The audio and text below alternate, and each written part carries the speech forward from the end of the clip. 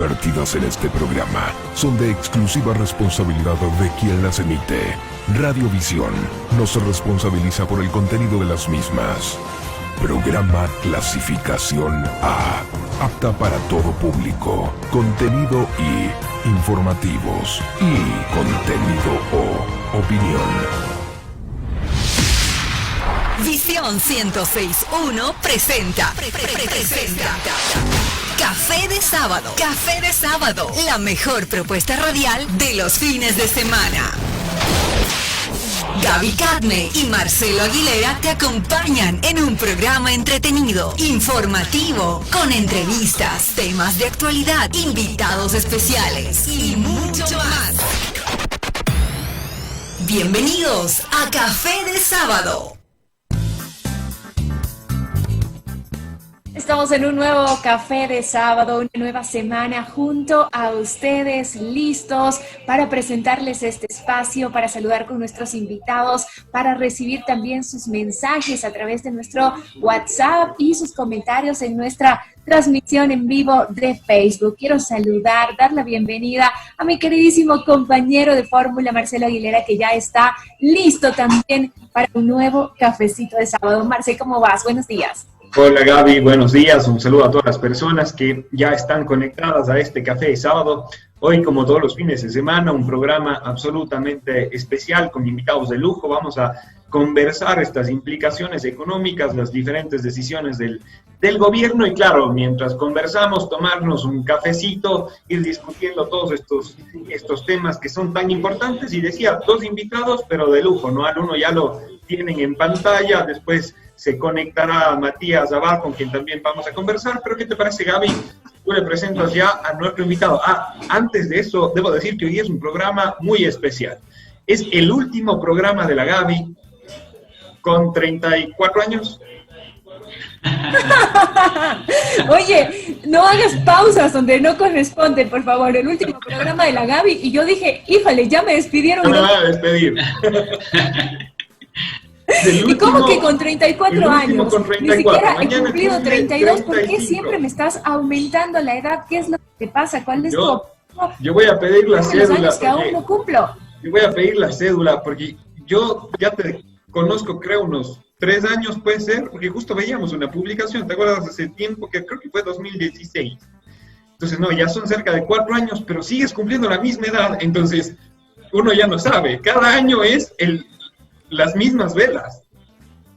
No. Y mira que a ti te ha ido bien, porque te he dicho la verdad, son 32 y de verdad son 32. Ya les vas a ver a mis amigas publicando en Facebook desde hace como 7 años. Ellas me felicitan y me dicen, feliz cumpleaños, amiga. 25 no se cumplen todos los días. Y así desde hace... Así que, solo te puedo amigo, a ti te ha ido bien. En la vida, quédate con esas amigas. Me quedo con esas amigas. Los que me aumentan las edades, estoy pensando seriamente este año ya sacarles de mi círculo. Amigas, ellas te van a apoyar en todo. También tienes que quedarte con los amigos que te decimos la verdad. No, pero bueno. Tú me aumentas los años que no tengo. Pero ese es otro tema del que ya seguiremos conversando, porque tú quieres que todos seamos adultos mayores como tú, no quieres ser el único en este grupo. Andas aumentando los años, pero bueno, no te preocupes. Okay, yo presento a mi invitado, porque hoy hemos invitado de lujo, además un excelente amigo al que ya conocemos de muchos años atrás. Se trata de Ernesto Nieto, a quien ya lo vemos en pantalla y nos acompaña pues en este programa de Café de Sábado, en el que vamos a conversar sobre la ley humanitaria y sus implicaciones económicas en el marco del COVID-19. Así que, Ernesto, bienvenido, qué lindo verte a través de la pantalla después de tanto tiempo y poder conversar contigo. Muy buenas tardes, querida Gaby, querido Marcelo. Para mí también es un gusto enorme compartir este espacio con ustedes. Después de tanto tiempo poder verlos, espero que se encuentren muy bien, igual sus familias. Un saludo enorme a todos quienes sintonizan este espacio. Y bueno, seguro vamos a compartir un muy bonito café de sábado discutiendo sobre una ley que tendrá sin lugar a dudas repercusiones muy importantes sobre el futuro del país. Bueno, Ernesto, Cabe decir que es economista, investigador de la Universidad de Coimbra en Portugal y que bueno, él no se encuentra en el país y por eso justamente nos dice buenas tardes, ¿no? Acá son las 10 de la mañana, pero cuéntanos, Ernesto, en dónde tú estás y qué hora es en este momento. Sí, es verdad, pido disculpas. En realidad, buenos días para todos quienes nos escuchan en Ecuador. Por acá son las 4 de la tarde, 6 horas de diferencia. Entonces, por eso saludé de esa forma. Pero bueno, en realidad un gusto compartir con todos ustedes y deseándoles que tengan un buen fin de semana que acaba de iniciar. Gracias, Ernesto, en verdad gracias por acompañarnos. Creo que contigo vamos a poder discutir muchos aspectos de estos temas económicos y justamente Gaby lo mencionaba, ¿no? Ernesto es investigador de la Universidad de Coimbra de Portugal, ¿no? Y justamente por eso vamos a abordar estos diferentes temas económicos. Además, a Ernesto lo conocemos desde hace mucho tiempo, tanto Gaby como yo, porque aunque Gaby esté diciendo que no todos somos de la misma época, todos estuvimos en las aulas universitarias más o menos en la misma época, por eso le conozco yo a Ernesto y Gaby también tú por eso le conoces a Ernesto. Claro, Ernesto, nos conocimos en la universidad, le decía yo extra micrófonos cuando Ernesto, tú y yo éramos jóvenes y Marcelo desde ahí ya era medio viejito, pero ahí nos conocimos, ¿no? Y le aceptamos también como amigo. Ya veremos después también qué dice Matías. Verás, Ernesto, aquí en este programa, como en la política, hay que tomar posturas. Y es, o estás con la Gaby o estás conmigo. Casi siempre pasa eso, si es que después me dirás cómo eliges, en qué lado vas a quedarte. Solamente diré que yo haciendo las entrevistas, armo los programas, te conviene estar de mi lado, Ernesto. Veremos. Creo que es mejor que discutamos sobre la ley, con eso no me pongo en una situación difícil. Porque sí, es más fácil discutir sobre la ley en este momento.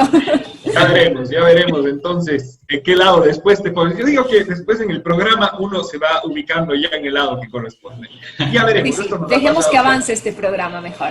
No nos adelantemos. Pero hablemos entonces ya sobre esta ley. Vamos a ponernos un poco más serios, porque no somos esencialmente en Café de Sábado tan serios como suele ser la Gaby en los noticieros, que es absolutamente distinto. Pero aquí justamente, bueno, vamos a hablar ya de estos temas que son realmente importantes para el país. Estas decisiones que se han tomado, bueno, son varias. De hecho, no solamente la aprobación por parte de la Asamblea de esta llamada ley humanitaria, sino también las decisiones que ha tomado el presidente de la República a través de los anuncios que ha hecho esta semana, que están relacionados a reducir puestos de trabajo en el sector público, la eliminación de contratos ocasionales, la eliminación de nombramientos provisionales.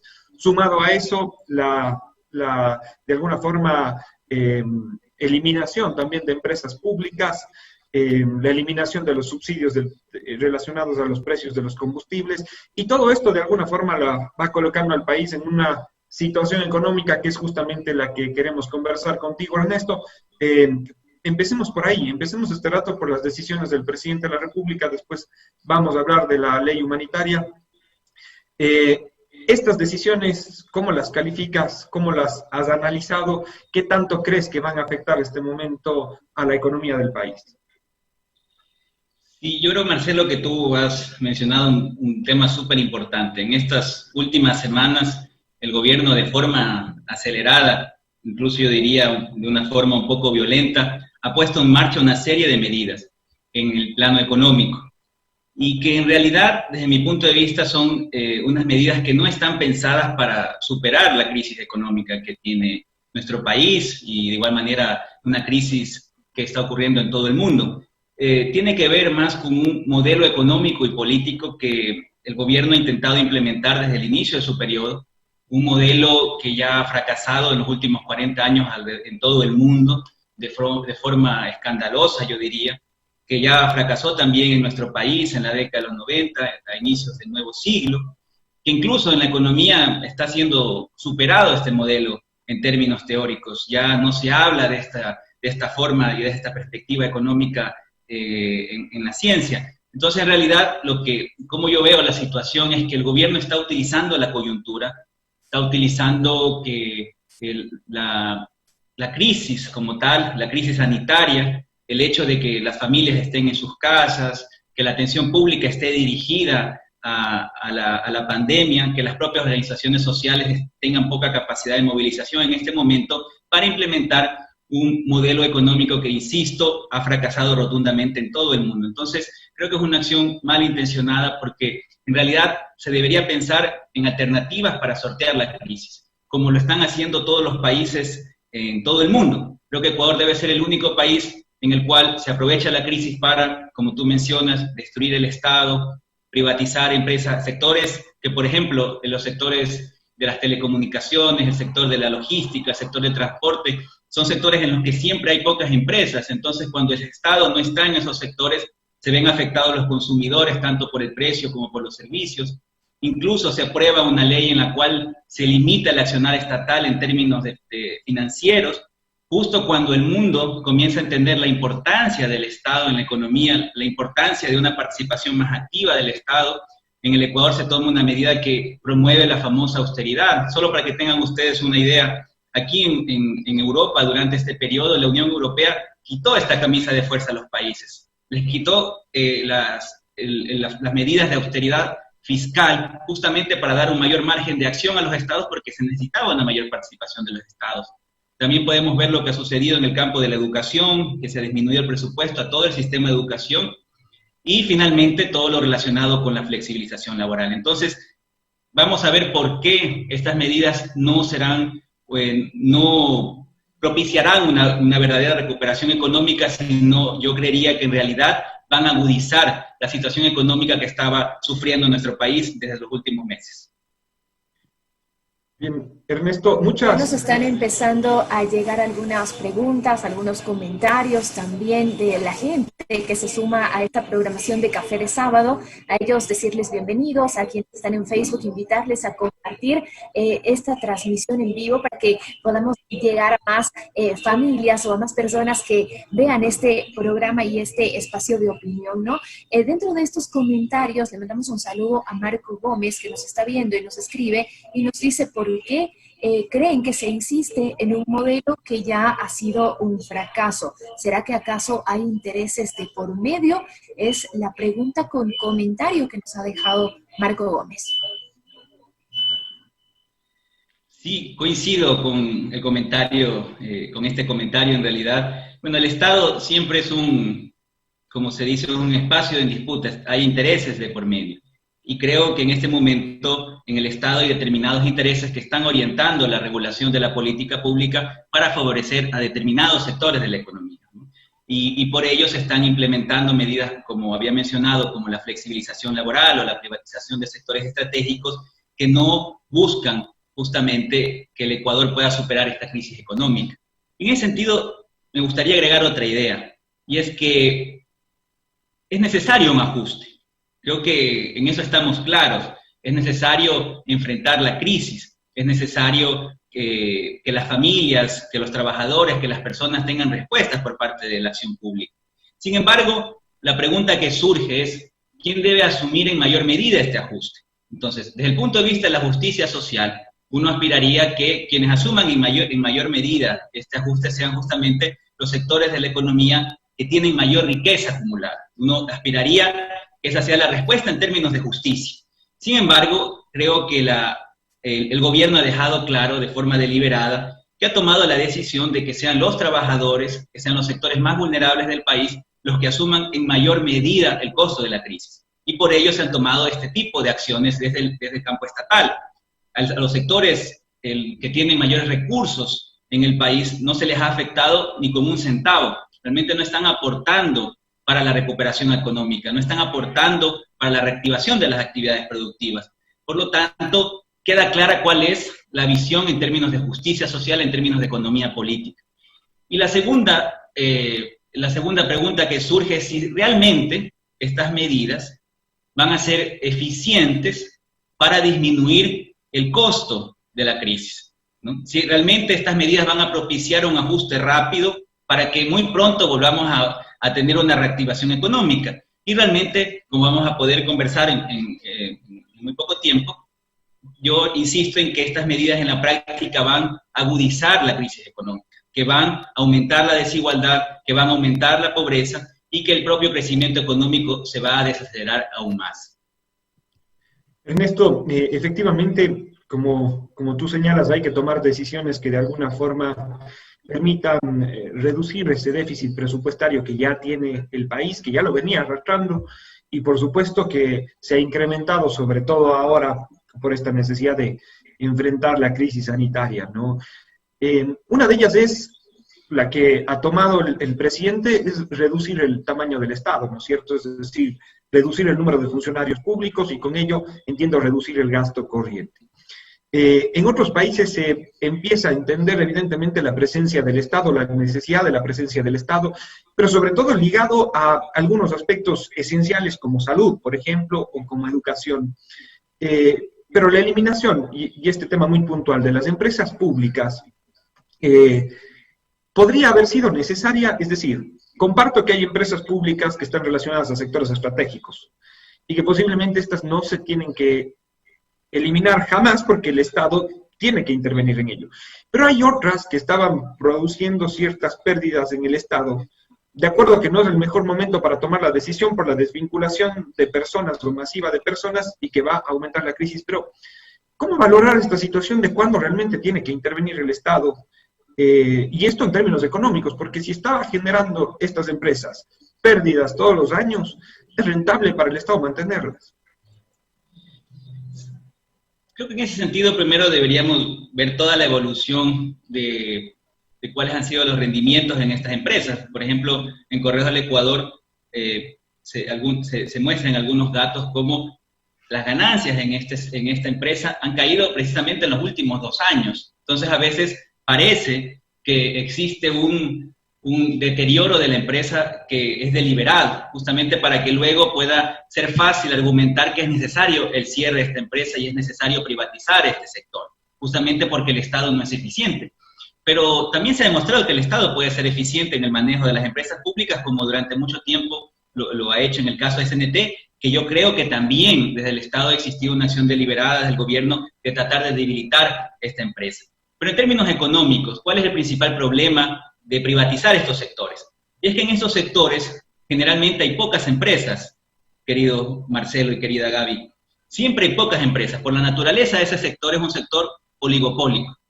Entonces, cuando existe un control sobre el mercado, lo más probable es que las empresas tengan, o mejor dicho, lo que sucede es que las empresas tienen pleno control sobre los precios de los servicios. Y cuando tienen el control sobre los precios, efectivamente van a poner un precio muy alto, porque el consumidor no tiene otra opción. Entonces, cuando estaba el Estado en este sector y cuando está el Estado en estos sectores, ayuda a regular para que exista algo de competencia y que se vean forzadas las otras empresas también a competir en precios y a mejorar el servicio.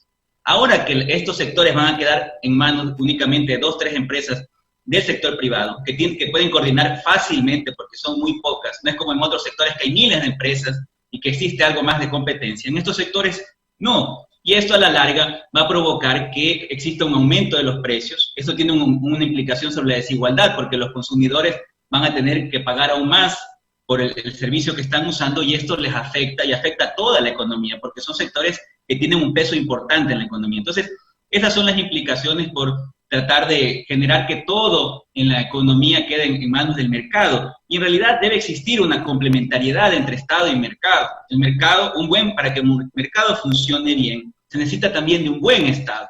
Y un buen Estado para que regule y moldee las actividades, las transacciones que se realizan al interior de los mercados. Y por eso yo inicié diciendo que esa es la perspectiva que hoy prevalece en la economía, de qué forma el Estado debe intervenir justamente para generar el mejor resultado en términos sociales. Pero no se debe propiciar la destrucción del Estado, porque finalmente la destrucción del Estado provocará que únicamente en el mercado prime la ley del más fuerte y que el que tenga más poder en cada una de las relaciones, sea empresa, consumidor, trabajador, empresa o prestamista, prestatario, siempre en esas relaciones prime el más fuerte y no se genere el mejor resultado y en realidad se afecta el bienestar de la población. A ver, chicos, tengo yo preguntas ya de nuestro público. En este espacio voy a dedicarme a revisar todo lo que nos están enviando a través del WhatsApp, a través del Facebook, y quiero dar lectura a algunos mensajes. Nos escribe Carlos Córdoba y nos dice: la decisión de esta área es un total desacierto y ya se están viendo las consecuencias. ya se anuncian marchas, ya se anuncian protestas, y todo esto en medio de una pandemia, nos dicen, ¿no? Con el riesgo que corre la gente también al salir a las calles a protestar. Es un comentario al que yo creo que mucha gente se une en estos momentos, ¿no? Sobre todo por el anuncio que ya hemos visto de diferentes sectores que dicen que el día de mañana el día lunes, perdón, van a salir a las calles, si bien aseguran tomar medidas de precaución y dicen van a hacer marchas pacíficas, pues de todos modos es preocupante lo que se anuncia en medio de una crisis sanitaria, en medio de una pandemia nacional y mundial. Sí, totalmente de acuerdo, Gaby. En realidad es una acción irresponsable por parte del gobierno tomar este tipo de medidas que iban a provocar esta reacción. Y en ese sentido hay que tener claro quiénes son los responsables de que ocurran estas manifestaciones. No es sencillamente decir que es la culpa de los manifestantes y que ellos serán los responsables si aumenta la tasa de contagio. En realidad, quienes son los verdaderos responsables son aquellos que propician que se den este tipo de reacciones en la sociedad. Y en ese sentido, como las personas van a protestar, hay que preguntarse ¿por qué protestan? ¿Por qué estas medidas realmente afectan al bolsillo, afectan a la economía en términos agregados? Y en ese sentido me gustaría detenerme un momento solo para tratar de abordar este tema en esta discusión. En primer lugar, creo que, como había dicho, en términos de justicia, queda claro cuál es la perspectiva del gobierno. Ahora, volvamos al tema de la eficiencia, si realmente estas medidas van a propiciar la reactivación productiva.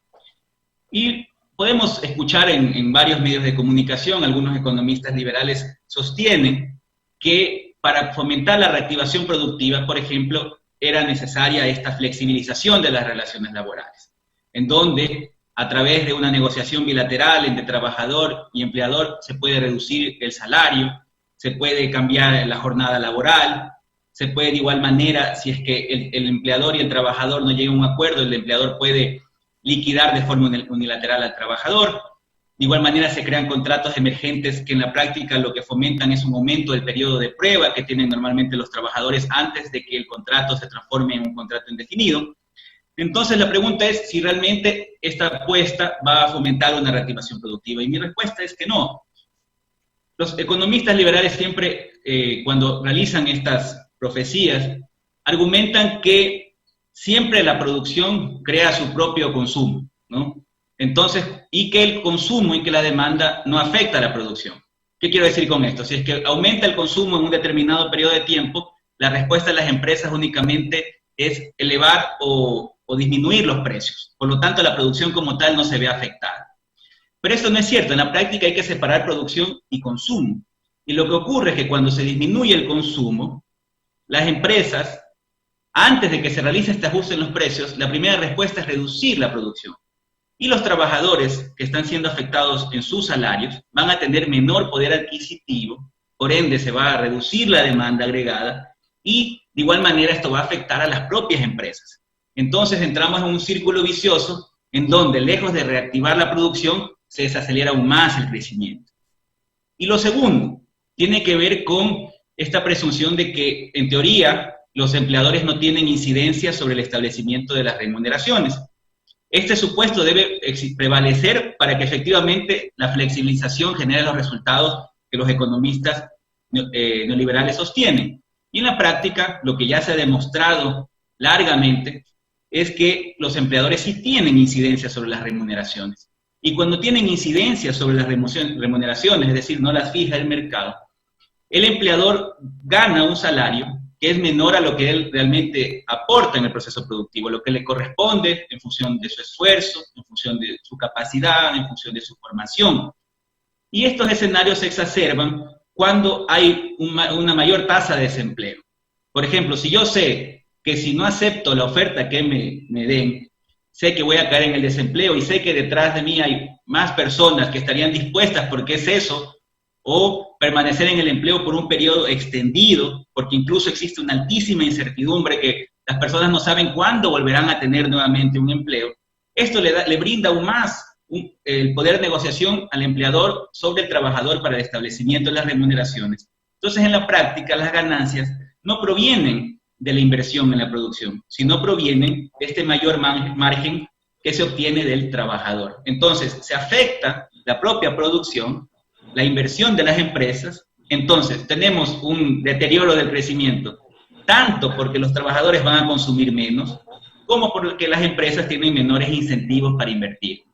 Mira que tengo un comentario que justamente nos hace pues un amigo oyente a través del WhatsApp y nos dice: a los empresarios generalmente nos ven como los malos de la película en cualquier momento y no se dan cuenta que somos los que generamos empleo. En mi caso particularmente, dice, me duele mucho tener que prescindir de los servicios de algunos de mis colaboradores, a otros tener que reducirles la jornada de trabajo o mermar el sueldo que estaban acostumbrados a ganar, pero es la única forma de mantenerlos dentro de la empresa, saliendo prácticamente a tablas, nos dice, sin ganancias, y recibiendo constantemente los mensajes de mis trabajadores que me dicen cuándo volveremos a trabajar, cuándo volveremos a abrir, por favor, nos puede ayudar con préstamos o nos puede, por favor, pedir que vengamos a trabajar, nos dice. Y es también ese otro lado, ¿no?, de los empresarios que en muchas de las ocasiones escuchan comentarios, escuchan o ven cosas en redes sociales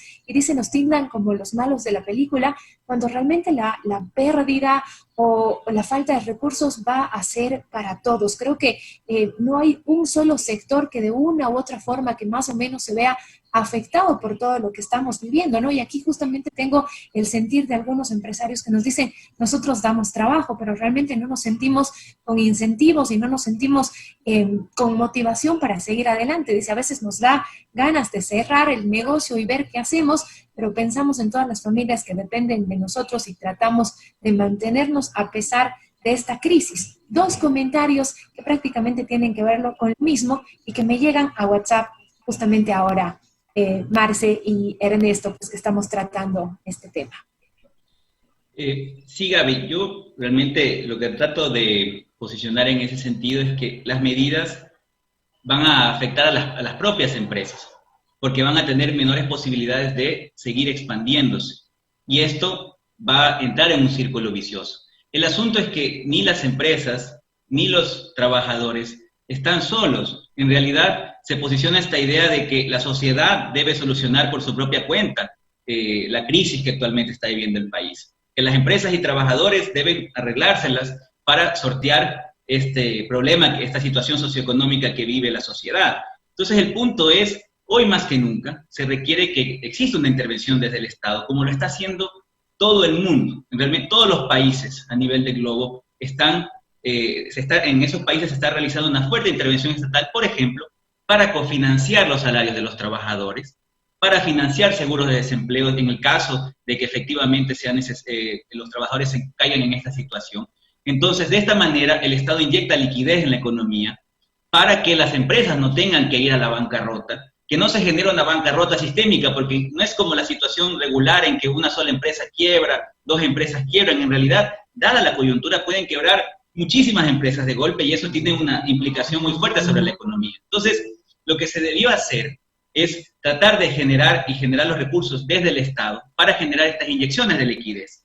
Se ha hablado, por ejemplo, del sobregiro del Banco Central hacia el Ministerio de Finanzas, que es una medida legal que consta en nuestra normativa, justamente en estos casos excepcionales, que el Banco Central pueda extender estos sobregiros para poder, y que luego, en función de los ingresos futuros, el Ministerio de Finanzas pueda después devolver este dinero al Banco Central. Y existen otras medidas, debería en este momento tomarse acciones distributivas para, por ejemplo, establecer una mayor tasa de impuestos sobre las grandes riquezas que podrían aportar justamente para la recuperación económica. Se deberían hacer gestiones para que el Fondo Monetario Internacional extienda los derechos especiales de giro que se deben prever en estas circunstancias para financiar la liquidez de los países. Existen varias medidas que se pueden tomar desde el Estado, la recuperación de las deudas. Ernesto, justamente me están preguntando qué opinas acerca de que se haya pagado deuda externa en momentos como estos. Y también me dicen acá, Gaby, por favor, pregúntale al Ernesto, como catedrático universitario y como qué opina acerca de esta reducción que se busca hacer en el presupuesto para las universidades. Dice que parece que la semana pasada o hace 2 estuvo sonando durísimo, pero ahora ya no se ha dicho nada más y los estudiantes universitarios no hemos sido escuchados. Un mensaje que también me llega con preguntas directamente para ti, Ernesto. Sí, el ejemplo de la deuda externa nos deja claro una vez más que existen alternativas. Por ejemplo, Argentina en este momento ha hecho un llamado a todos sus acreedores para refinanciar, renegociar su deuda externa, que en este momento no puede realizar los pagos. Y este llamado del gobierno argentino ha recibido el respaldo de muchísimos economistas, muchos premios Nobel a nivel mundial, justamente propiciándose una renegociación de esta deuda externa. En el Ecuador, sin embargo, se pagaron más de $1.000 millones durante el mes de marzo por concepto de deuda externa, y esto tiene una implicación gravísima. Primero, porque los recursos debieron destinarse para la salud. En realidad en el Ecuador creció muchísimo el contagio también debido a una inacción desde el gobierno, porque todos los países están enfrentando la pandemia, pero aquellos que tienen una baja tasa de mortalidad y un menor número de contagios son justamente aquellos que tomaron acciones oportunas, no únicamente para propiciar un confinamiento, sino para sostener la actividad económica, para que las familias reciban un ingreso, porque la actividad económica estaba paralizada, como mencionaba hace un momento, para que las empresas puedan confinanciar los salarios de los trabajadores, o existe una moratoria de los bancos para que no tengan que pagar sus deudas con los acreedores financieros en el caso de las empresas. Justamente a través de esas medidas, y les insisto, en el caso de Portugal se tomaron este tipo de medidas, por ello la gente pudo quedarse en sus casas, se pudo detener la tasa de contagio, y hoy en día ya otra vez se está reactivando la actividad productiva, justamente cuando se logró controlar la expansión del virus. Entonces, el ejemplo de la deuda externa nos dice mucho de las prioridades del gobierno, y en ese sentido, en lugar de usar esos recursos para el pago de la deuda externa, se debió utilizar esos recursos para sostener la actividad económica y sobre todo para evitar mayores muertes, para evitar que se propague aún más el virus, como sucedió en nuestro país. Ernesto, creo que queda claro estos puntos que tú has comentado. La mayoría de países en realidad han tratado de generar liquidez para las empresas con su propia intervención, ¿no es cierto? Nosotros somos un país, posiblemente, como te decía, que ya venía arrastrando este déficit fiscal. ¿Qué tan fácil para un país como el nuestro, pese a que ya de alguna forma lo has dicho, es inyectar estos recursos por parte del Estado? Y sobre todo para tratar de cuidar las fuentes de trabajo, ¿no? Porque hay que pensar la economía en función del ser humano al final.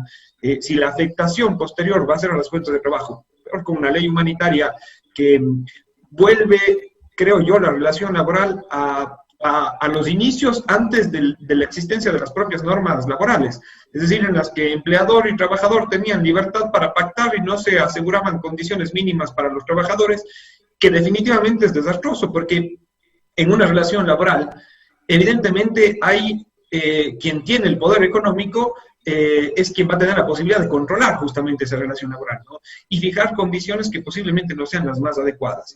Pero estos dos temas, primero, ¿cómo realmente inyectar los recursos? Tú proponías una vía que es posiblemente a través de recursos que puede dar el Banco Central para que después sean devueltos por el Ministerio de Finanzas, renegociando la deuda, estableciendo tal vez mayores tributos a grandes capitales. Y otro tema adicional es la salida de recursos que pasó durante todo este tiempo, es decir, cómo evitábamos esa salida de recursos. Y con respecto a la ley humanitaria, justamente cómo está afectando o cómo va a afectar a las relaciones laborales, entendiendo ya todas estas implicaciones. Totalmente de acuerdo, Marcelo. En realidad, considero que ese tipo de medidas debieron implementarse en el país para efectivamente precautelar el empleo. De hecho, la ley humanitaria, como motivación de la ley, se establece que este proyecto busca preservar las fuentes de empleo, cuando en la práctica lo que va a hacer es aumentar el desempleo, de paso que aumenta la desigualdad, aumenta la pobreza y se desacelera el crecimiento económico. Entonces, mediante, por ejemplo, en el tema de las alternativas que se pudieron haber tomado en la ley humanitaria, entre otras cosas, hay que diferenciar las empresas grandes de las empresas pequeñas. Entonces, hay empresas grandes que tienen mayores márgenes de liquidez y que van a poder enfrentar de mejor manera la crisis, y a otras pequeñas empresas que muy probablemente ya hayan cerrado, vayan a cerrar en el corto plazo. Entonces, desde el gobierno se debió cofinanciar sobre todo los salarios de las pequeñas empresas. Y en el caso de las grandes empresas, por ejemplo, se debió haber buscado que el acuerdo para la recuperación de la empresa se realice de forma conjunta, en donde todos los trabajadores en las empresas grandes puedan tener una sola voz para negociar cuál va a ser el plan para la reestructuración de la empresa.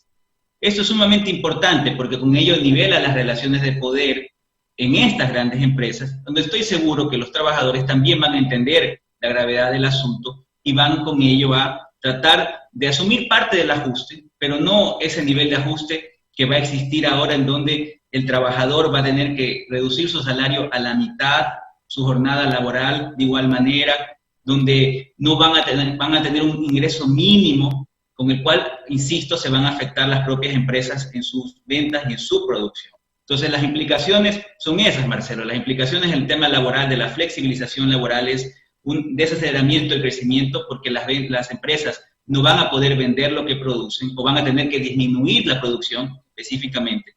Y de igual manera, una menor inversión porque la ganancia no va a venir justamente de las actividades productivas, sino va a venir un margen de ganancia de la precarización del trabajo.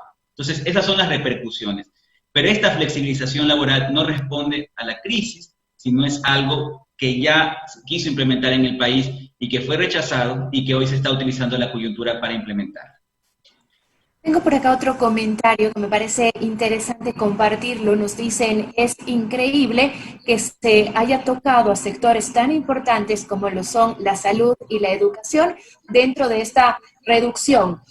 Ayer éramos héroes, hoy somos despedidos, me lo mandan como hashtag, refiriéndose a médicos, a enfermeras que han sido removidos, nos indican acá, de sus puestos de trabajo, y nos dicen lo mismo pasa con los profesores. En la costa se ha despedido una gran cantidad de profesores. A los otros profesores que seguimos en nuestro trabajo, es un docente el que nos escribe,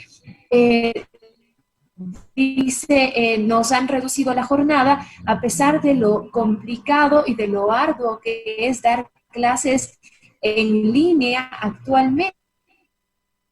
A ese Ecuador que veíamos hace tantos años atrás, en los que los maestros se paralizaban y los niños eran los que perdían clases. Dice, qué lamentable. De esto también deben hablar. Dice, buen programa, Café de Sábado. No, muchísimas gracias por este comentario y también por poner pues a colación este tema que no creo que debemos dejarlo pasar, Marcelo. Es la inquietud, es el sentir de mucha gente que se pronuncia a través de nuestro número. Y creo que vale la pena también, bueno, en primer lugar, los despidos en el sector público, de igual manera exacerban la crisis, aumenta el desempleo y una vez más se afecta el consumo y se afecta por ende también la propia producción de las empresas. Entonces seguimos agudizando la situación económica en el país. Lo segundo, el tema de la educación, que hace un momento también Gaby lo mencionaba, que es sumamente importante, porque la reducción presupuestaria que se está planteando desde el Ministerio no es solo la educación superior, es también el sistema de educación general. O sea, la reducción que se está planteando es de cerca de $400 millones. Y esto va a afectar una vez más a las familias. El ajuste una vez más viene por el lado de las familias, porque la educación la calidad de la educación se ve afectada, porque los profesores también van a perder sus fuentes de empleo. Porque en el caso de la educación, ustedes también podrán observar que las entidades reguladoras han dispuesto, en el caso de las universidades y escuelas politécnicas, que ahora los profesores puedan dar hasta 26 horas clase. Por lo tanto, hay una afectación directa a la calidad. ¿Y esto qué induce? Induce indirectamente a una privatización de la educación en el largo plazo. Porque una familia va a tratar de generar todos los esfuerzos para enviar a su hijo a una educación, a una universidad, a un colegio, etcétera, de mejor calidad, porque se está dañando la calidad del sistema público. Y una vez más vamos a tener universidades, escuelas, colegios de buena calidad únicamente para aquellos que pueden financiarla, y un sistema de educación público de mala calidad para los sectores más empobrecidos y los sectores vulnerables del país. Generamos estos circuitos diferenciados de calidad que le hacen muchísimo daño a la desigualdad y que afectan, sobre todo, nuestro crecimiento de largo plazo. Entonces, todas las medidas en su conjunto, como podemos ver, únicamente afectan a los sectores más vulnerables del país, tanto por el caso de los servidores públicos, en lo relacionado a la educación, en lo relacionado a los trabajadores. Entonces, realmente es un escenario muy lamentable el que estamos enfrentando y que nos llama hoy más que nunca a la reflexión. Ernesto, no quiero dejar de plantearte también este comentario, pregunta que de alguna forma nos han realizado también en redes sociales. Nos dicen si es que lo que va a sacar adelante y generar recursos va a ser un capitalismo que invierta y genere ingresos y empleo, o seguimos en un socialismo que va a terminar de quebrar a las empresas, a las personas y al país. Bueno, en realidad nadie ha hablado de socialismo, capitalismo, al menos entre nosotros no estamos hablando de eso. Lo que estamos hablando es de qué forma podemos propiciar que la economía funcione de la mejor manera. Y la economía funciona de la mejor manera cuando existe un mejor Estado que pueda regular las transacciones que se dan dentro del mercado. Y en realidad hacia allá en este momento se está moviendo la ciencia económica. Ya nadie habla de libre mercado. Porque el libre mercado, por ejemplo, en los países desarrollados, el desarrollo tecnológico está estancado desde los años 2000. El crecimiento de la productividad está estancado 20 años. Al mismo tiempo que está estancado el crecimiento, aumenta la desigualdad, la clase media no ha aumentado sus ingresos en términos reales 30 años. Entonces, lo que sí estoy afirmando es que este modelo económico de neoliberalismo ha mostrado ser un fracaso rotundo a nivel mundial y que el funcionamiento económico sí requiere una mayor presencia del Estado y que únicamente así vamos a propiciar de que en la economía se beneficien todos del crecimiento, de que existan igualdad de oportunidades, de que exista una distribución justa de la riqueza, y ello es lo que ello se debe propiciar. Lamentablemente en nuestro país, pese a que quienes gobiernan creo que también entienden lo que estamos conversando ahora, deliberadamente están tratando de implementar un modelo que ha fracasado porque este modelo beneficia a un determinado grupo que en este momento es el que toma las decisiones a nivel gubernamental. Ernesto, se nos ha terminado el tiempo de programa, realmente nos faltaría un café de sábado más para terminar de conversar contigo tantos temas pendientes. Queremos agradecerte muchísimo que nos hayas acompañado en este espacio, comprometerte a que nos visites en próximas ocasiones y bueno, pues decirle a la gente que vamos a continuar con estos espacios de análisis con invitados de... Muchísimas gracias a ustedes por la invitación, la verdad ha sido un espacio sumamente interesante que nos convoca a analizar cuáles serán las implicaciones de estas medidas económicas. Espero en realidad que este tipo de discusiones, la acción de los distintos sectores de la población ayuden a que este tipo de medidas no tengan lugar en nuestro país, porque realmente la afectación que va a tener el pueblo ecuatoriano es muy grande y nos va a afectar nuestro desarrollo, va a afectar la desigualdad, va a afectar el crecimiento y es algo que realmente no debería ocurrir luego de todo lo que ha vivido el Ecuador. Así que bueno, muchísimas gracias una vez más por el espacio, un saludo a ustedes, felicitarles siempre por este café de sábado y que nos podamos seguir viendo en el futuro. Muchas gracias, Ernesto. Sin duda ha sido muy importante conversar y analizar contigo estas diferentes medidas económicas. Desde ya te comprometemos a que seas un invitado permanente también de Café de Sábado, porque habrá muchos temas que seguir discutiendo y te agradecemos el hecho de conectarte desde Portugal para poder conversar con nosotros.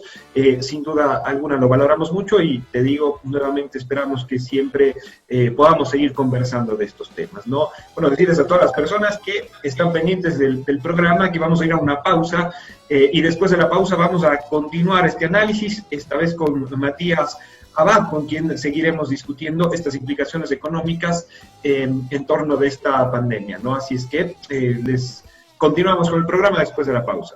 Ya regresamos. En instantes volvemos con la mejor programación del fin de semana. Café de Sábado por Visión 106.1 FM. Su marca personal o empresa no puede echarse al olvido. En estos tiempos tan difíciles es cuando más presencia necesitamos. La publicidad es arte de magia para mantener la imagen y el nombre de su empresa. Llámanos al 098-459-8975 y consulta nuestros planes con asesoría de cómo mantener tu marca en estos tiempos sin perder la solidaridad. No estás solo. No permitas que te olviden. Demuestra de qué estás hecho. Recuerde que usted es su empresa. En Radio Visión 106.1 FM estamos contigo. Inicio de espacio publicitario.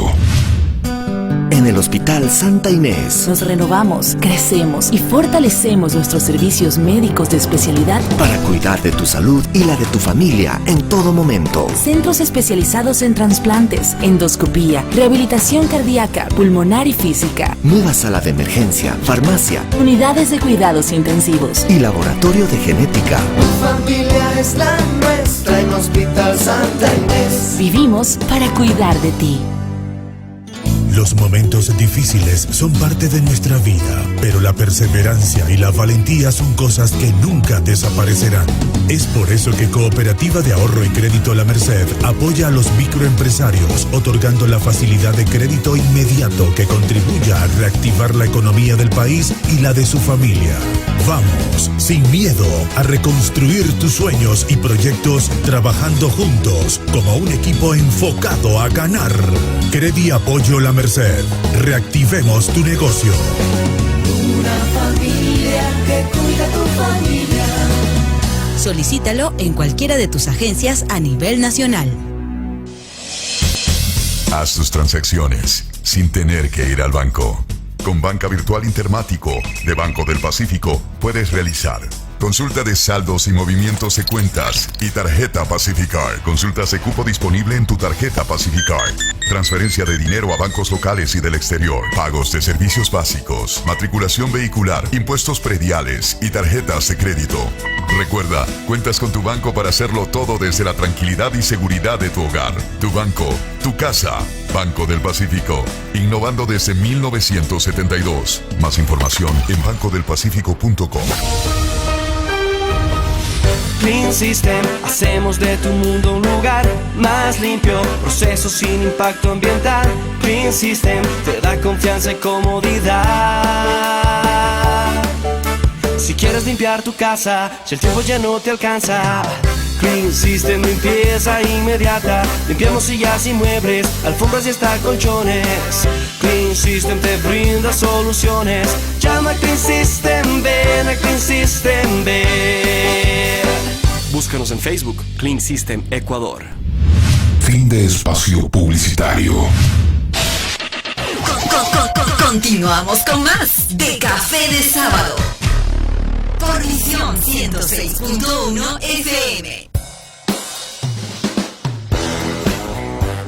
Y estamos de regreso ya en este Café de Sábado con otro importante invitado, ¿no? Con un invitado que también ya es de la casa. Este es el segundo Café de Sábado que podemos compartir con Matías Abad, a quien le damos ya la bienvenida para conversar igual el mismo tema, las implicaciones económicas de las decisiones realizadas por el gobierno, la ley humanitaria, etcétera. Así es que, Matías, bienvenido. Buenos días con todos, muchas gracias, Gaby, buenos días, Marcelo, a todo el equipo de trabajo de Visión. Felicitaciones siempre por este espacio creativo, nuevo, que refresca sin duda el dial en toda la radio del local, con entrevistas interesantes y sobre todo temas de actualidad que ayudan a que la gente, los ciudadanos, tengan más elementos para formarse su propio criterio, ¿no? Creo que eso es lo valioso de este espacio, ¿no? Poner o que converjan varios puntos de vista y finalmente la gente tenga muchos elementos para evaluar un lado el otro y poder hacerse de su opinión. Buenos días más bien y muchas gracias por la invitación y quedo a sus órdenes. Matías, qué bueno vernos en este espacio Nuevamente poder conversar, compartir pues estos criterios con la gente que también nos está escuchando y que nos está viendo a través de Facebook. A ellos les reitero la invitación para que nos dejen sus comentarios, sus preguntas para nuestro invitado, pues serán acá pasadas de la mejor manera, ¿no? Así que bienvenido, mire, a recargar mi cafecito de sábado para que podamos iniciar esta conversación y este programa, que se puede ver cómo está saliendo el humito. ¿Alcanzas a ver, Marce? Que sí, ahora.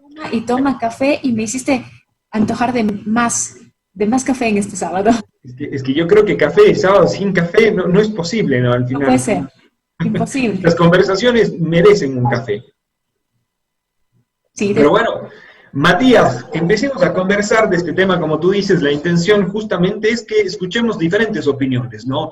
Y que la ciudadanía tenga la posibilidad de formarse ese criterio a partir de las distintas opiniones que podemos tratarlas aquí en Café de Sábado. Hace un momento estábamos con un invitado, con Ernesto Nieto, y justamente él hacía algunas afirmaciones que para empezar esta discusión quiero irte planteando. Lo primero es que las decisiones que está tomando el gobierno son realmente aprovechando el momento, ¿no? Es decir, son decisiones que posiblemente ya las hubiese querido tomar antes, entendiendo tal vez la línea o la postura del gobierno, y que este rato más bien las está tomando entendiendo que hay mayor dificultad de que la gente salga a las calles, aunque ya se han anunciado movilizaciones de varios sectores, esencialmente de los trabajadores, esencialmente del sector educativo, que posiblemente son los que están siendo más afectados, ¿no?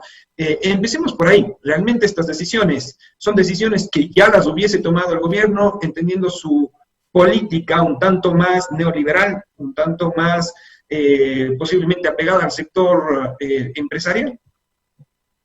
Bueno, muchas gracias por la pregunta. Previo a contestar, si quisiera un poco explicar la coyuntura, ¿no? Porque pareciera que la palabra medio que se está aprovechando de la situación pareciera algo favorable, y en realidad creo que las circunstancias han obligado a que el gobierno tome decisiones duras, que además afecta aún más su propia popularidad. De hecho, confluyen 3 crisis en este momento, o 4 crisis en este momento. Por una parte, tenemos obviamente la pandemia, que ha generado la cuarentena. La cuarentena ha tenido como consecuencia de que la economía se pare, es decir, que las empresas, las industrias, los sectores turísticos, los sectores de servicios tengan que parar, es decir, hay un parón en la economía, ¿no? Según el propio Ministerio de Economía y Finanzas, se ha parado más o menos el 70% de la actividad económica. Luego, si a más de esta natural crisis que la está viviendo todo el mundo, tenemos en nuestro caso puntual una disminución significativa de los precios del petróleo. Entonces, tenemos una crisis, de ahí tenemos una reducción de nuestro principal bien de exportación y único que está a cargo directo de la administración, el propio Estado. Entonces, como hemos visto, el precio del petróleo se ha reducido o incluso ha sido hasta negativo en algunos momentos de este mes, y eso, por supuesto, genera que nuestros ingresos que estaban presupuestados al inicio del año se vean claramente disminuidos. Tercero, también tenemos los índices más altos de riesgo país en los últimos años, porque desde el mes de octubre, con todo el conflicto social, político y también económico, pues obviamente el indicador de riesgo país se disparó. Sabemos que el indicador de riesgo país no es más que un número que resume, entre comillas, toda la dinámica de un país a fin de poder decir si es que es riesgoso o no tan riesgoso invertir. Es decir, si es que un inversionista extranjero quiere poner plata en el Ecuador, va a revisar como primera cosa quizás el índice de riesgo país y dice, ok, puedo invertir entre Colombia, Perú y Ecuador. Colombia está con un riesgo país de 700, Perú está con un riesgo país de 600 y Ecuador está con un riesgo país de 6.000. Es decir, tengo muy poca probabilidad de que esa plata realmente la pueda recuperar y mucho menos obtener rendimientos y dividendos de ella. Entonces, obviamente eso también frena a los mercados financieros internacionales. Entonces, tenemos una pandemia con su consecuente cuarentena con el parón de la economía. Tenemos un precio del petróleo por el piso, que finalmente no deja de ser un rubro significativo en nuestro presupuesto. Tercero, tenemos un riesgo país disparado que casi que nos elimina de los mercados financieros privados. Cuarto, tenemos una disminución en las remesas, porque también, si bien eso no se cuantifica dentro del presupuesto formal, pero está en la economía de la gente, ¿no? Todavía hay mucha gente que tiene familiares, tanto en España, en Italia y en Estados Unidos, que regularmente estaba recibiendo una pensión, una remesa mensual. Y obviamente, si estos países son los que también lamentablemente están liderando, entre comillas, la crisis a nivel mundial con los consecuentes problemas económicos y sociales, también se ha disminuido significativamente los ingresos. Y dentro de todo esto, de estos 4 elementos, tenemos un entorno aún más grande que es más desfavorable, que es que las crisis anteriores, como por ejemplo la crisis del 99, la crisis que tuvimos durante la guerra, incluso en algo la crisis que nos ha golpeado en los años anteriores, mientras el Ecuador estaba mal, estaba con problemas, y puntualmente en la crisis del 99-2000, el resto del mundo estaba bien. Entonces, de alguna forma podía venir más dinero desde fuera, y tenían alguna gente la penosa, en cierto sentido, la posibilidad de emigrar, pero en este caso no tenemos mucha opción, no estamos cercados también dentro de un escenario mundial que tampoco está muy bien.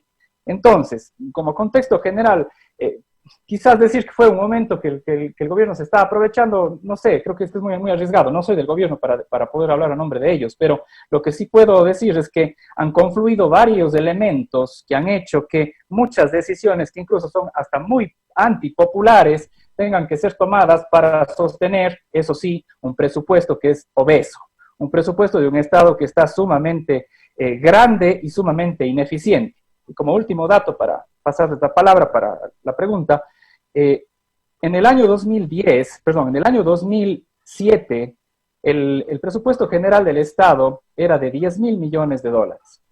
En el año 2015, en los mejores momentos de la economía ecuatoriana, en el mejor momento especialmente del petróleo, resultado del crecimiento de China casi a 2 dígitos en esa época y de la alta demanda del petróleo, lo cual hace que el precio haya estado bordeando los 130, 140 dólares. En ese momento el presupuesto era de 36.000 millones.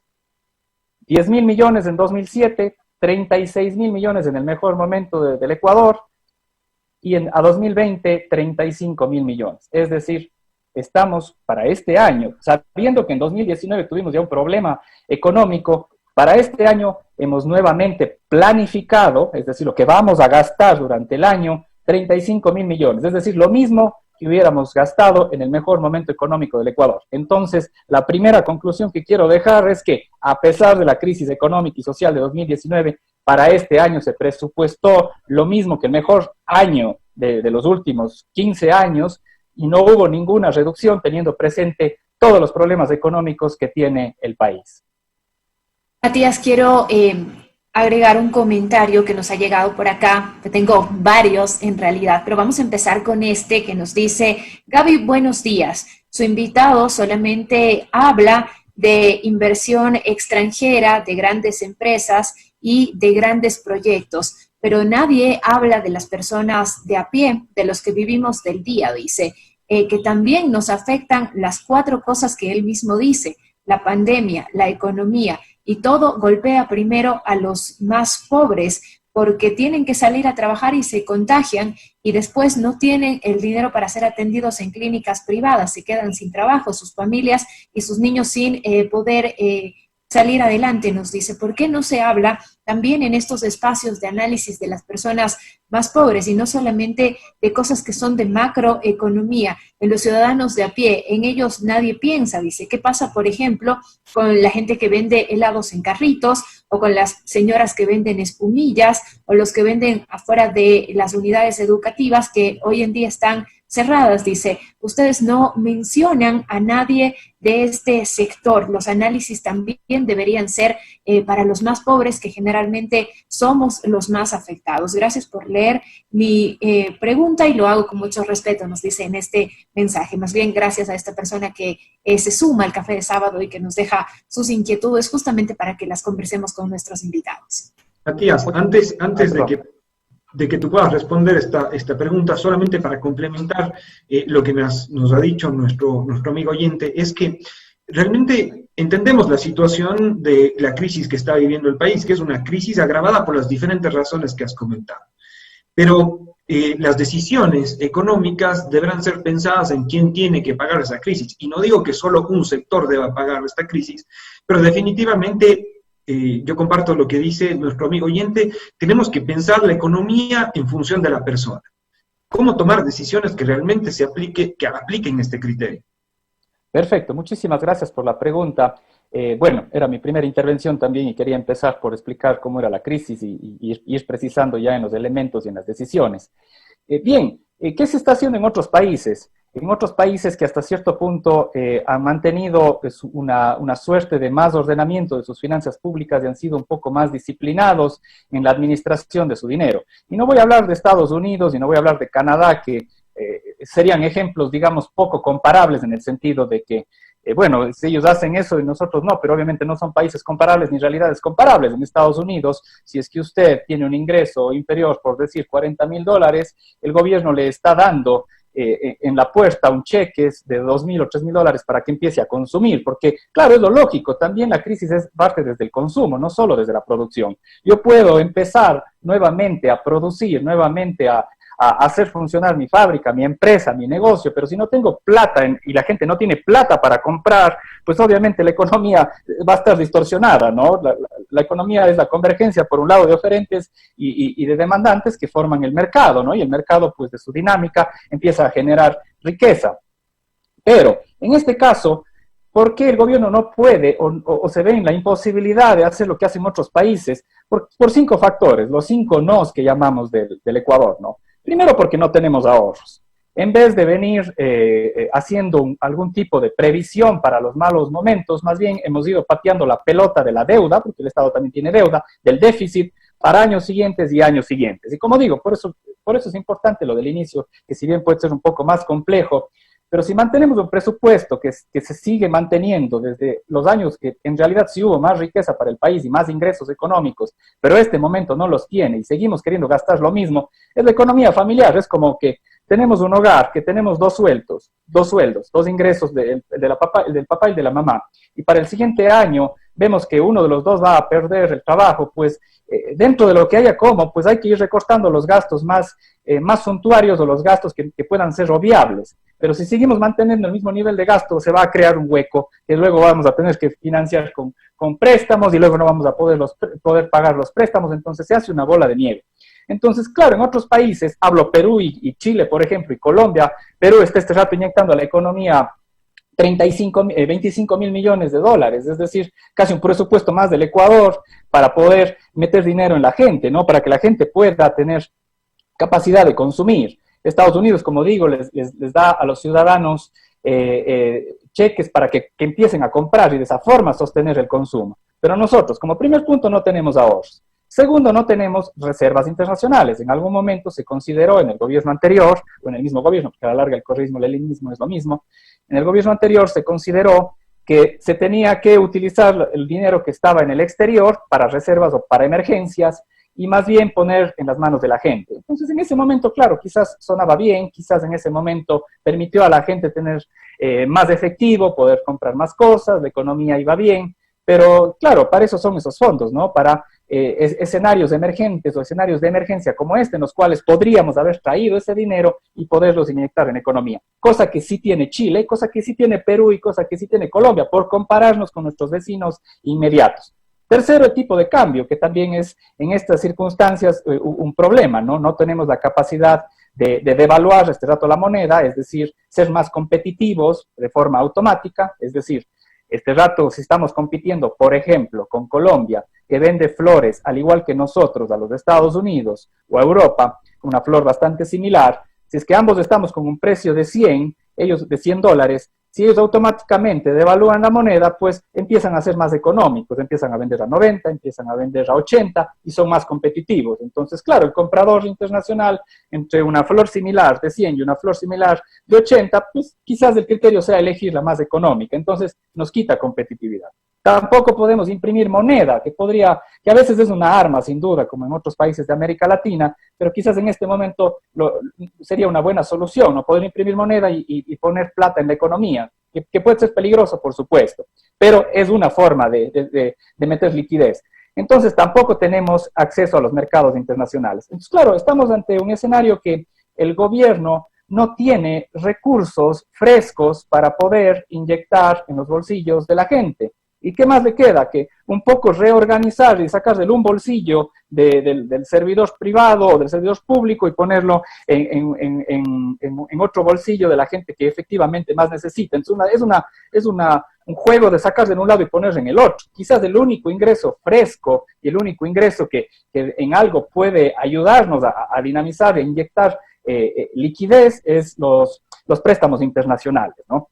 Se tiene estimado que más o menos podrían ingresar 4, 5 mil, 6 mil, 7 mil dólares, 7 mil millones de dólares a través de los diferentes préstamos con los multilaterales.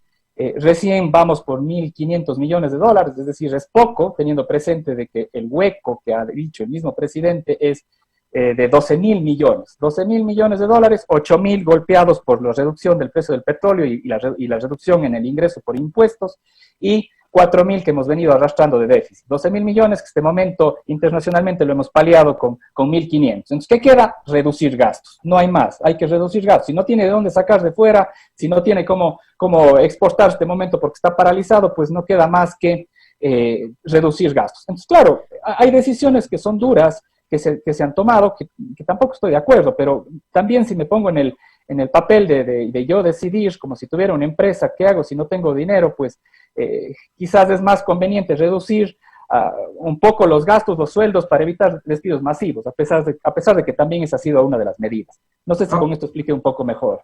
Ahora, Matías, varios temas tal vez que preguntarte a partir de esto, ¿no? Evidentemente, cuando no tengo la posibilidad de cubrir digamos, todas las necesidades por las cuales necesito el dinero, tengo varias formas tal vez de ir equiparando esta situación, es decir, primero reduciendo gastos, lo otro que tú decías, generando otro tipo de ingresos. Hace un momento que conversábamos con Ernesto decía, el Estado tiene la posibilidad, y de hecho es un mecanismo legal, de solicitar ciertos recursos al Banco Central, pero no lo ha hecho, de renegociar la deuda, que tampoco lo ha hecho, sino más bien, digamos, ha realizado un pago de la deuda externa que es cerca de 1.000 millones de dólares, nos decía Ernesto en la intervención anterior.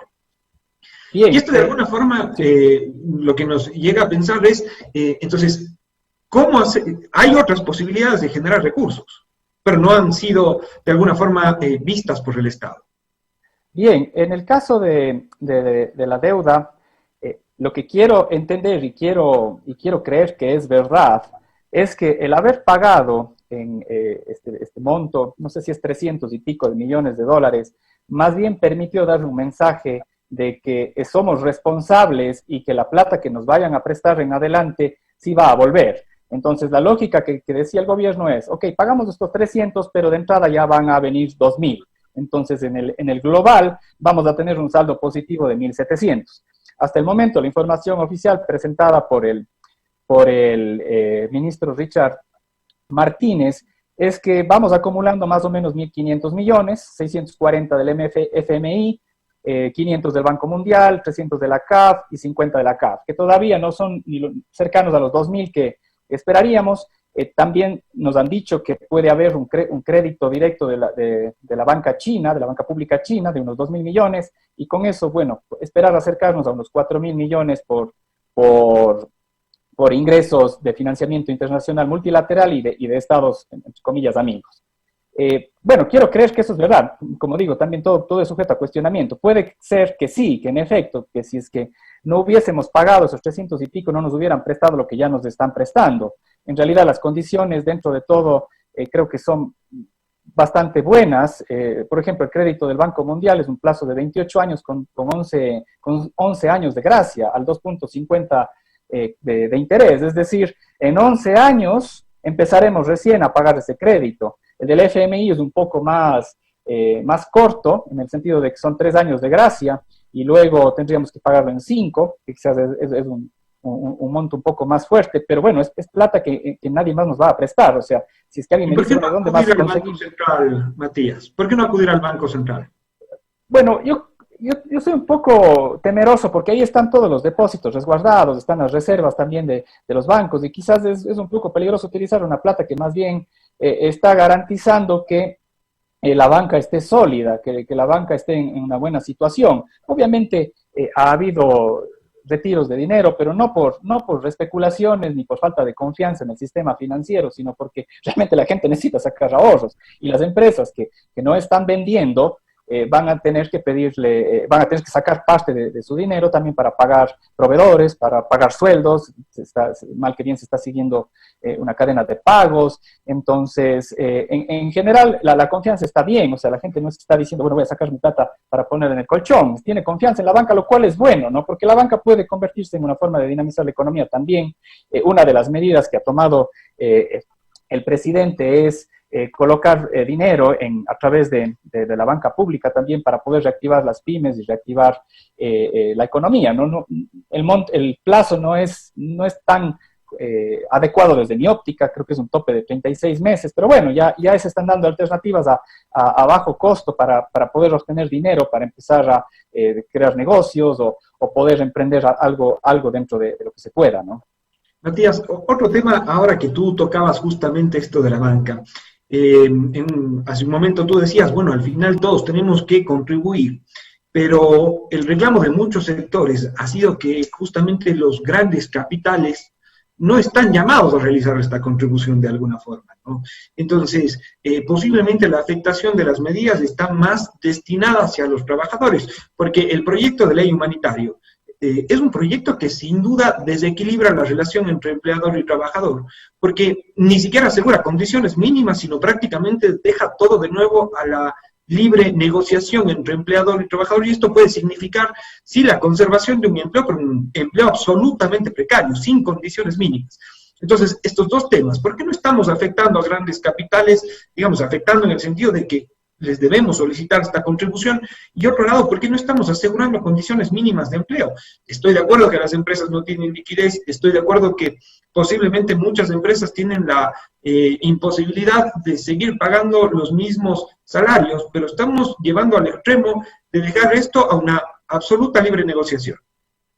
Bien, respecto a la primera parte, creo que, bueno, no digo el error, pero la circunstancia que hizo que se elimine todo tipo de contribución privada fue que se quería hacer que esos mismos trabajadores que tú señalas, que están este rato con una reducción salarial, que esos mismos empleados de empresas que están con su trabajo tambaleando, ese mismo vendedor que está como dependiente de una tienda de ropa, que está recibiendo un sueldo más bajo, se pretendía que todos ellos, que todos nosotros también que trabajamos en el sector privado, como ustedes en su radio, contribuyamos a sostener un Estado obeso e ineficiente, a sostener un Estado que no ha hecho ningún esfuerzo para reducirse en los últimos años, y que, como decía al inicio, voy a ser muy reiterativo, que se mantienen esos mismos 35.000 millones del mejor año económico del Ecuador de la historia republicana.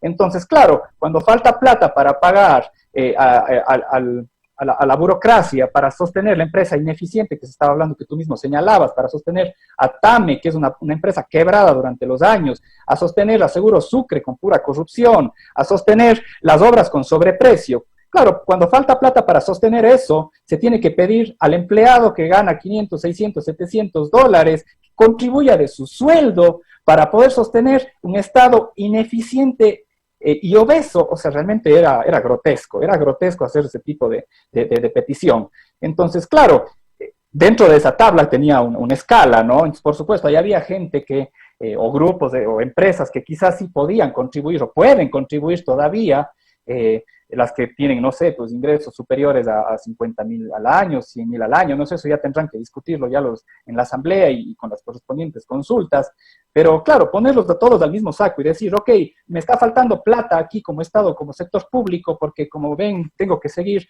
gastando y tengo que seguir sosteniendo toda esta estructura que va desde ministerio, viceministerio, dirección, subdirección, despacho, subdespacho, o sea, es una estructura demasiado pesada. Entonces, querer sostener eso con la plata de la gente de un estrato socioeconómico medio, bajo, o sea, sí era muy inoportuno, muy inoportuno. Pero claro, al momento de derogar ese capítulo dentro de la ley que inicialmente se propuso, por supuesto también se eliminó el segmento o el estrato que quizás sí puede contribuir, que seguro puede contribuir y que quiere contribuir, y de hecho muchas iniciativas privadas están lideradas por la gente que más dinero tiene y están haciendo compras, siendo mucho más eficiente incluso que el propio Estado, por la dinámica de ser privado, ¿no? Comprando mascarillas, comprando ventiladores, distribuyendo en los diferentes hospitales del país. Entonces, si me preguntas, ¿se puede, se debería? Sí, se puede y se debería. No sé si hay todavía el espacio, no sé si todavía es oportuno, pero quizás el hecho de haber puesto todo en el mismo saco limitó esa posibilidad de ser un poco más focalizado para ver quién puede contribuir y quién no. Pero si me dices, volver a querer imponer de que todos los que están ganando desde $500 en adelante, y que es un sueldo bajo y que es un sueldo con el cual no se puede vivir, tengamos que contribuir para sostener esta masa gigantesca llamado Estado lleno de ineficiencia y corrupción, te voy a decir que no. Prefiero que la plata esté en el bolsillo de la gente, que esos $20 que la gente tenía que contribuir, que le sirva para poder trasladarse a su trabajo, que le sirva para poder ir a la tienda y a la tienda a comprarle, y el de la tienda ya tenga $20 más en su economía directa. De esa forma lo veo yo. Matías, de acuerdo con esta última parte que tú dices, que sobre todo si es que tenemos un Estado que está siendo ineficiente, de alguna forma sí tenemos que reducir ese gasto, pero hay dos temas aquí fundamentales, ¿no? El primero, la eliminación de las empresas públicas. Hay empresas públicas, nos decía, por ejemplo, en la entrevista anterior, Ernesto, que sí eran rentables y que los últimos 2 años dejaron de ser rentables, como no sé si puede ser una estrategia para la privatización. Pero el otro tema adicional es que está bien reducir el gasto público de alguna forma en algunos sectores en los que no es necesario el gasto corriente tal vez, pero reducir a los servidores públicos significa crear más desempleo y esencialmente un tema adicional, y es que los servidores públicos que se están reduciendo no solamente son de sectores en los que tal vez no sean tan importantes, no es que no sean importantes, pero tan necesarios en este momento, pero se están despidiendo a médicos, se están despidiendo a enfermeras, se está reduciendo el presupuesto para educación, y esto va a significar también la salida de docentes. El Consejo de Educación Superior determinó que los docentes den hasta 26 horas clase, y esto significa que casi, si un docente tenía un promedio de 20 horas clase, el momento que le tengo que dar 26 va a significar la salida de un docente más o menos por cada 4, ¿no? Haciendo esa relación. Entonces, no solamente estamos afectando a aquellos sectores que posiblemente, como tú dices, realmente estén relacionados a un sector ineficiente del Estado, sino que incluso estamos despidiendo a médicos y a enfermeras cuando estamos en plena crisis sanitaria. Bien, creo que ahí hay que hacer una precisión. Si vos me dices, este rato es momento para que se reduzca el Estado despidiendo a todos los funcionarios que en teoría no están aportando, les voy a decir no, porque ¿a dónde van? Simplemente si los despides van a pasar a engrosar el indicador de desempleo y subempleo del país. Tiene que haber, obviamente, de la mano una alternativa estructural para que el sector privado empiece nuevamente a ser el motor del desarrollo, nuevamente a ser el responsable de dinamizar la economía y pueda ir generándose esta migración del sector público al sector privado. Ahora, ¿cuál es la salida en este momento? Todas las salidas van a ser duras. Para el sector privado es más duro todavía. O sea, si vos hablas de que, bueno, estábamos ahí debatiendo en el sector público si bajamos un 8% o un 10% de los sueldos, en el sector privado tendría costado del 20% en adelante, o sea, y ya evaluaremos más adelante bajo qué circunstancias, porque no es por maldad del empresario, es que quede claro, o sea, yo creo que hay que partir del hecho de que si alguien tiene una empresa bajo una concepción moderna de gerencia y liderazgo, lo que va a tener presente es que lo que mejor va a querer es que su personal esté motivado, bien pagado para que trabaje mejor. Porque si la gente trabaja mejor, yo crezco como empresa, y si crece como empresa, crecemos todos, pues o sea, hay que verle a la organización como una familia y como un grupo humano que tiene los mismos objetivos, que es salir adelante y crecer. Ahora, me vas a decir, sí, hay casos puntuales. Sí, por supuesto. Hay gente buena y gente mala, gente con moral, gente inmoral en todos los sectores, ¿no? Públicos, privados, en la construcción, en la administración pública, etcétera. Pero hay que partir del hecho de que si alguien tiene un equipo de trabajo es porque quiere crecer el equipo, quiere crecer con el equipo para que la empresa crezca y crezcan los beneficios para todos. Entonces, eso te digo, o sea, estamos debatiendo en el sector público de chuta, si es que hay que poner un 8% o hay que poner un 10% o un poquito más. En el sector privado hemos bajado 20% en adelante.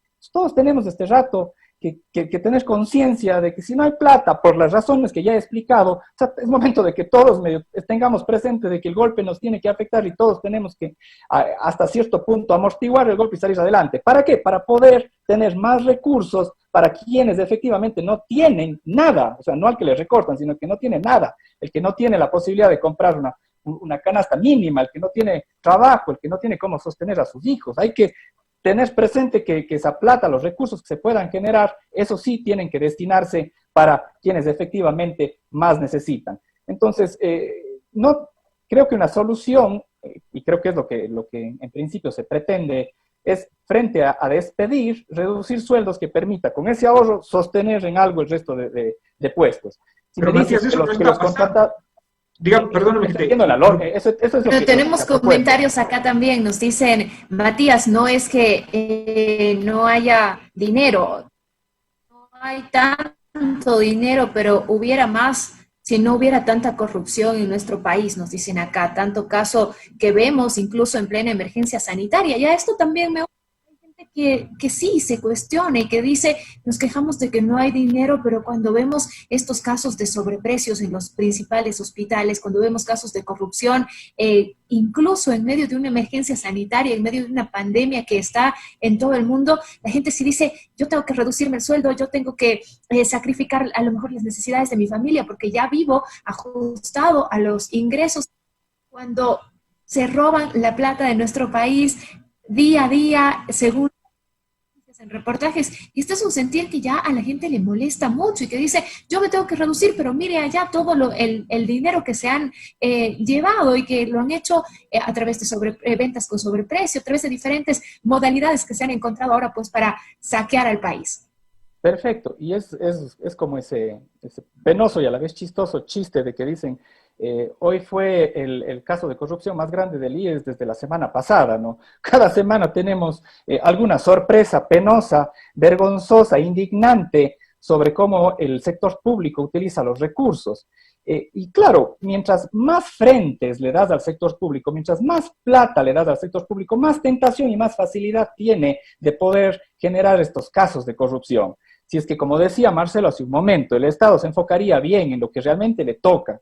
Ok, vamos a enfocarnos a hacer salud, y salud de calidad, y vamos a enfocarnos en dar educación, pero educación de calidad, y vamos a dar seguridad a la gente, seguridad personal, para que pueda salir a las calles, para que pueda realizar su actividad económica, para que pueda hacer deporte, para que pueda estar con su familia, y vamos a dar seguridad externa para defendernos ante cualquier eventualidad internacional. Bueno, pues esas 4 o 5 cosas que efectivamente son la esencia del Estado, sería suficiente, pero si empezamos a ver que el Estado vende seguros, y vende seguros a sus propias empresas públicas, entrando en una competencia desleal con las aseguradoras privadas. Si el Estado tiene varias bancas, tiene la banca del IES, tiene Ban Ecuador, tiene la CAP, si empezamos a ver que el Estado tiene administración de ferrocarriles y quiere hacer de todo un poco, entonces, ¿qué tiene? Medios públicos. Entonces, por supuesto que es un tema de enfoque, ¿no? Es como cada uno de nosotros. Si este momento, a la vez que estamos conversando y tomando café, que serían 2 actividades relativamente complementarias o bien complementarias, me pongo a corregir los exámenes, o Marcelo se pone a corregir los exámenes de sus alumnos, y usted, Gaby, se empieza a revisar del internet otra información para su noticiero. Entonces, claro, si empezamos a tener demasiados frentes, empezamos a descuidar, y al momento de que descuidamos, empezamos a ser ineficiente, y cuando empezamos a ser ineficiente, es mucho más fácil que por ahí la gente tenga estos avivatos que cada vez son más indignantes. Entonces, claro, el mensaje es lógico, como usted bien señala.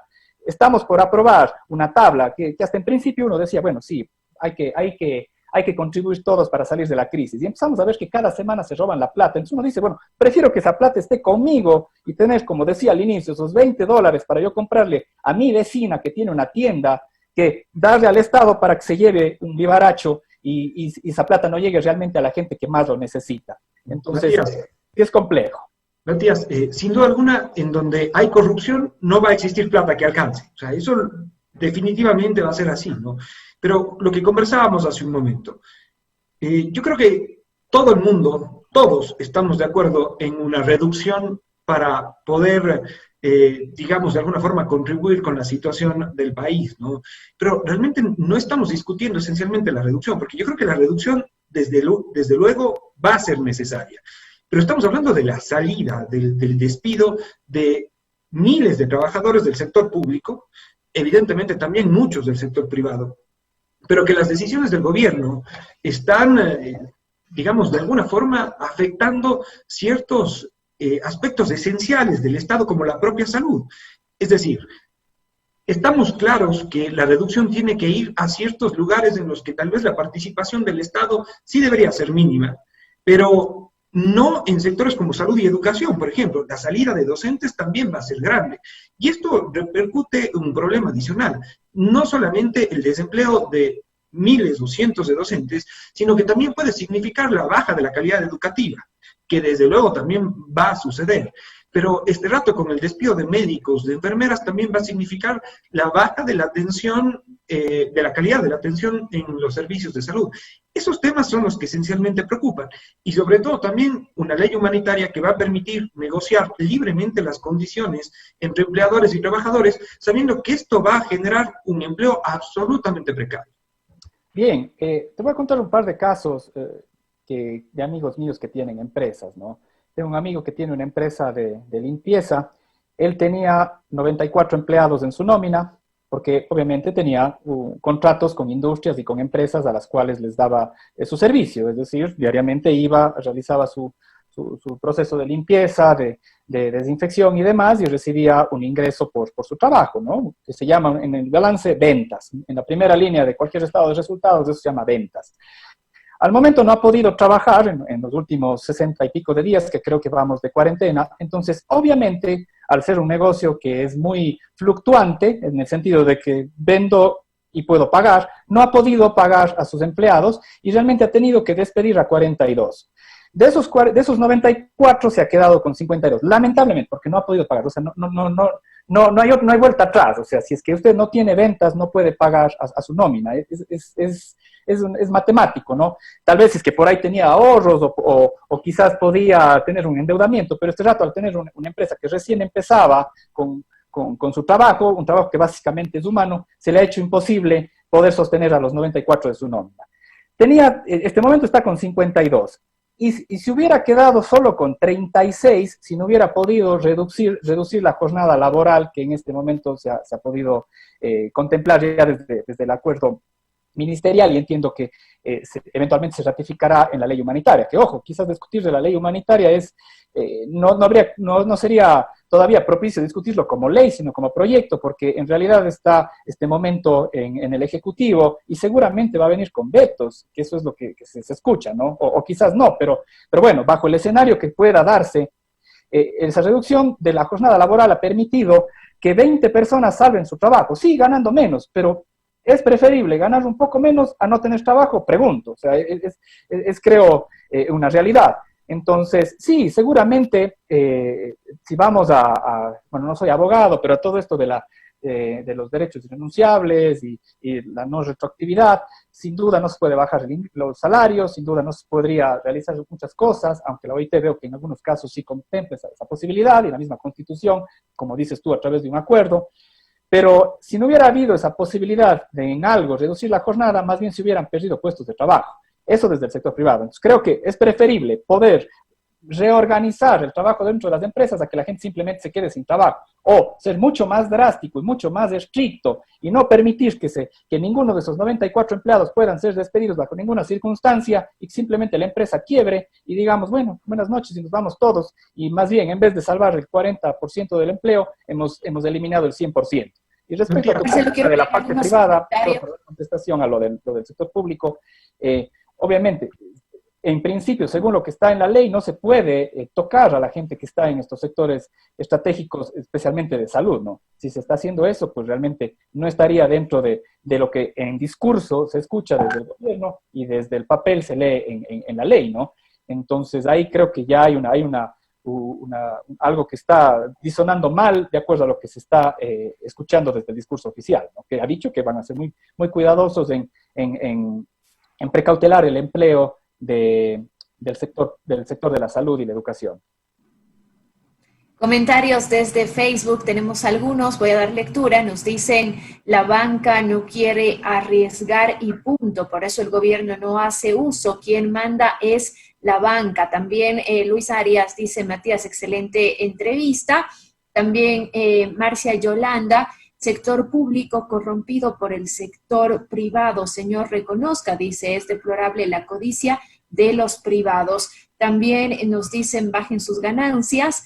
El sector privado no aporta en nada. Este señor debería agradecer al gobierno de Moreno, nos dice, que es, bueno, en el comentario nos pone nuestra amiga Marcia Guzmán, títere de empresarios y banqueros, refiriéndose al presidente, quien los deja intocables para que no aporten nada, sus ganancias serán mayores y se estarán frotando las manos. Es el comentario que nos ha dejado a través de nuestras redes sociales, puntualmente la transmisión en vivo de Facebook, ¿no? Gente que está haciendo esta crítica, especialmente a la banca, porque también nos llegaba un mensaje a través del WhatsApp, y lo quiero leer textualmente. Nos dicen acá, la ley humanitaria o el proyecto de ley humanitaria no obliga a nada, dice, solamente les da como sugerencias, pero nada es obligatorio. Lo mismo pasa con los arriendos. De esto también hablen, por favor. Dice, se dice que se puede llegar, pero realmente no es nada seguro ni nada fiable. Son solamente acuerdos que dicen tanto para el arrendatario como para la persona que está ofreciendo estos servicios, pero no hay nada sustentado de una forma obligatoria. ¿Qué podemos decir ante esto? No tanto con lo que se refieren a la banca, como también a esto de los arriendos. ¿Hay algo que podamos comentar, Matías, al respecto?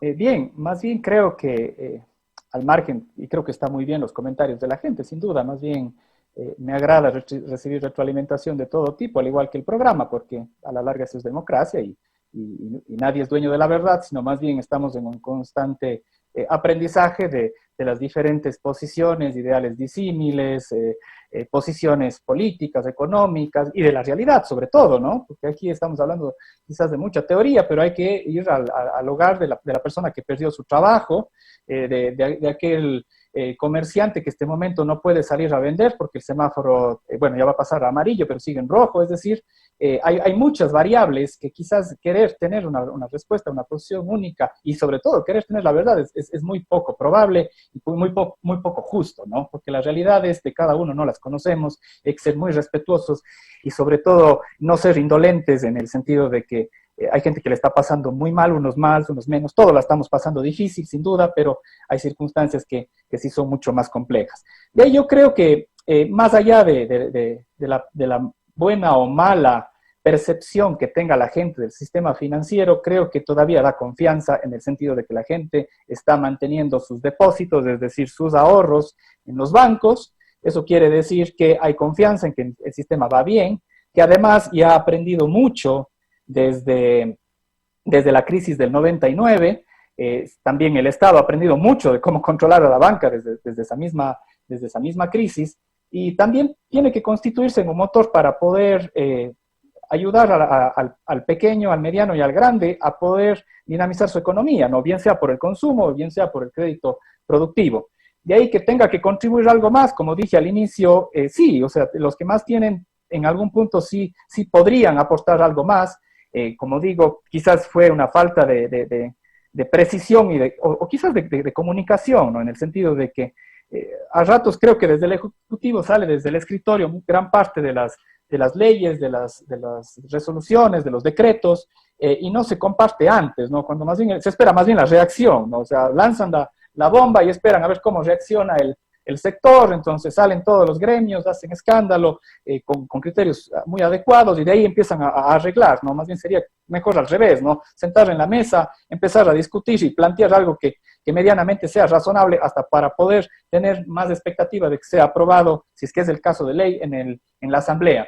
Entonces, dentro del tema de la banca, por lo menos que tenga confianza es bueno, porque imagínense este mismo escenario, con todo lo que hemos descrito y con todo el sentir de la gente, si eso le agregamos un problema bancario, ya de una vez pues cierren la puerta y apaguen la luz.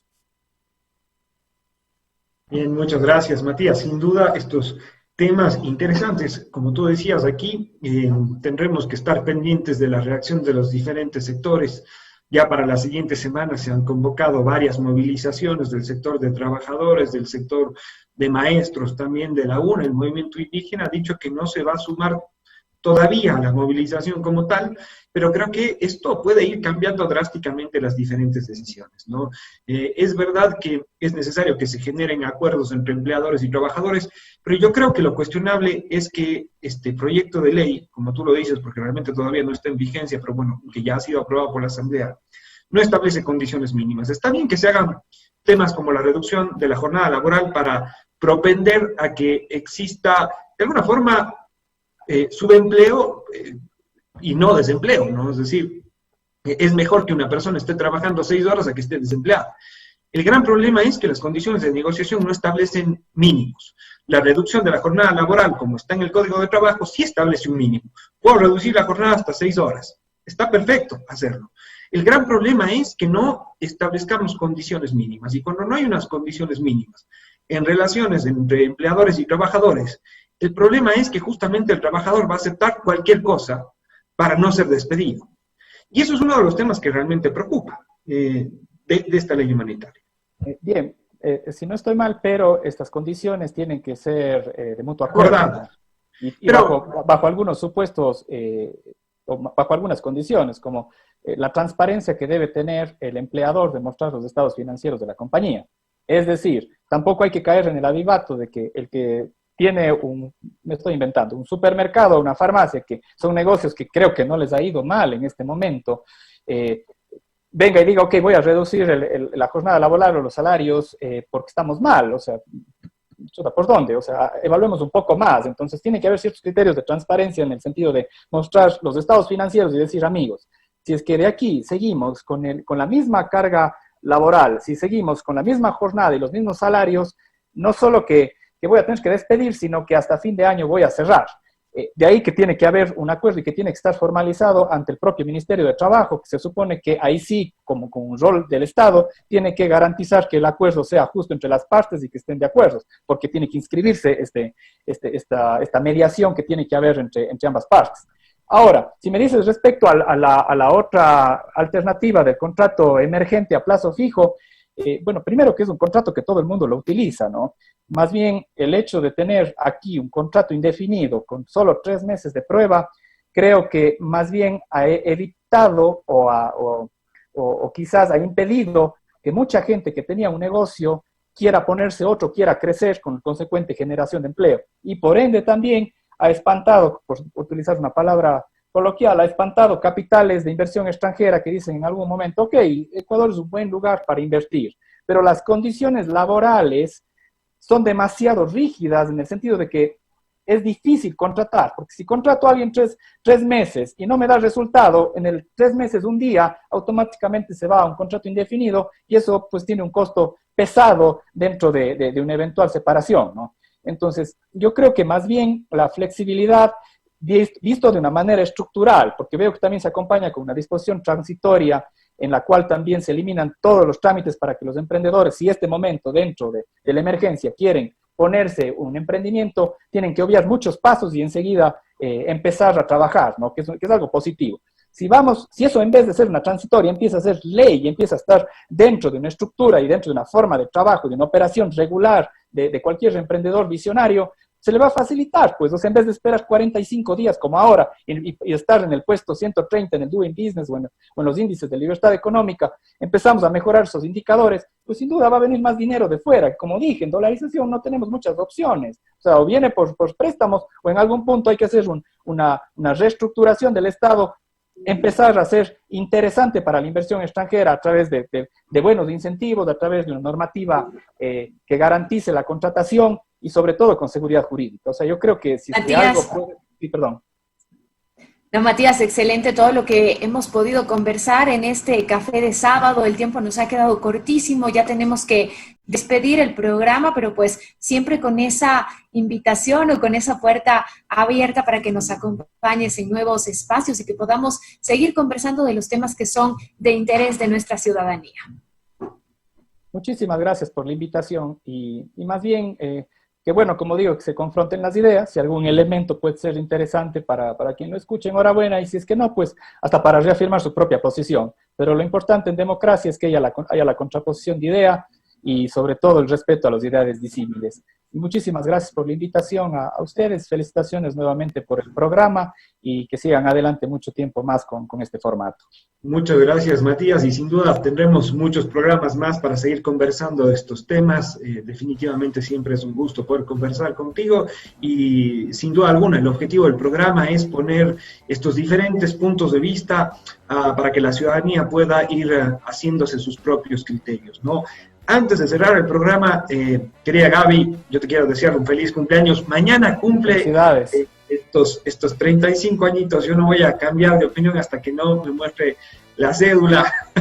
Pero bueno, te quería desear un feliz cumpleaños, que te lo festejes muy bien, igual con tu familia, y desde luego enviarte un abrazo enorme a la distancia.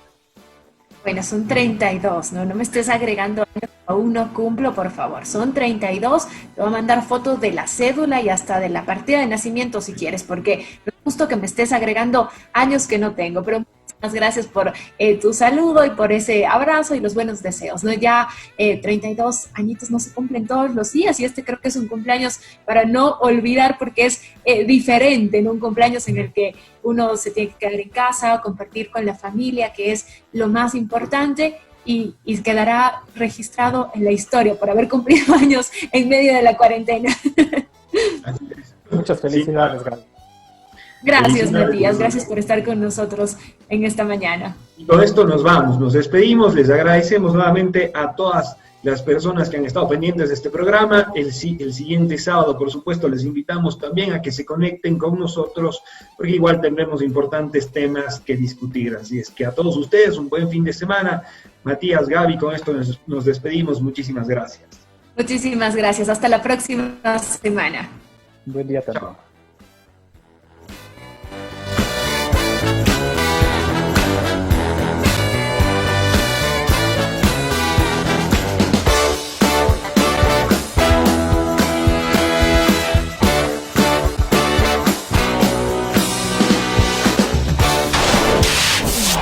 Radiovisión 106.1 FM presentó Café de Sábado. Café de Sábado. Con Gaby Cadme y Marcelo Aguilera. La más variada y entretenida programación la encuentras en Café de Sábado.